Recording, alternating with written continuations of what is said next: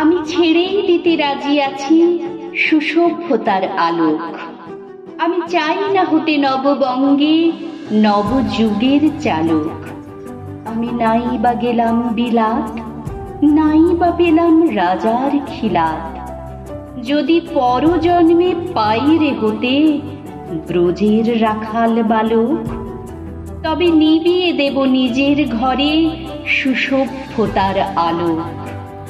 যারা নিত্য কেবল ধেনু চড়ায় বংশী বটের তলে, যারা গুঞ্জা ফুলের মালা গেথে পরে পরায় গলে, যারা বৃন্দাবনের বনে সদাই শ্যামের বাঁশি শোনে, যারা যমুনাতে ঝাঁপিয়ে পড়ে শীতল কালো জলে, যারা নিত্য কেবল ধেনু চড়ায় বংশী বটের তলে।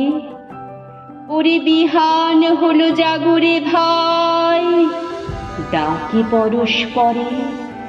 ওরে ওই যে দধিমন্থ ধ্বনি উঠল ঘরে ঘরে, হ্যারো মাঠের পথে ধেনু চলে উড়িয়ে গোখর রেণু, হ্যারো আগিনাতে ব্রজের বধূ দুগ্ধ দোহন করে।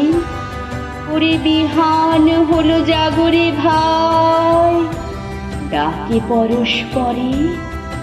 ওরে শাওনে মেঘের ছায়া পড়ে কালো তমাল মূলে, ওরে এপার ওপার আধার হলো কালিন্দিরি কুলে।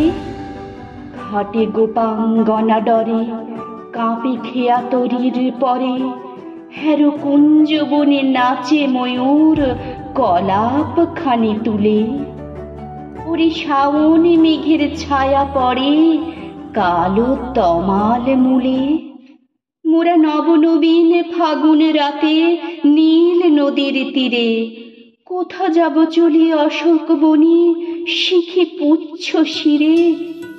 যবে দোলার ফুল রশি দিবে নি পোশাখাই কষি, যবে দক্ষিণ বায়ে বাঁশির ধ্বনি উঠবে আকাশ ঘিরে, মোরা রাখাল মিলে করব মেলা নীল নদীর তীরে।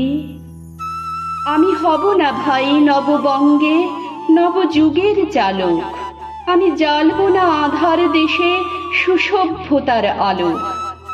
যদি ননি ছানার গায়ে কোথাও অশোক নিপের ছায়ে, আমি কোনো জন্মে পারি হতে ব্রজের গোপবালক, তবে চাই না হতে নববঙ্গে নবযুগের চালক।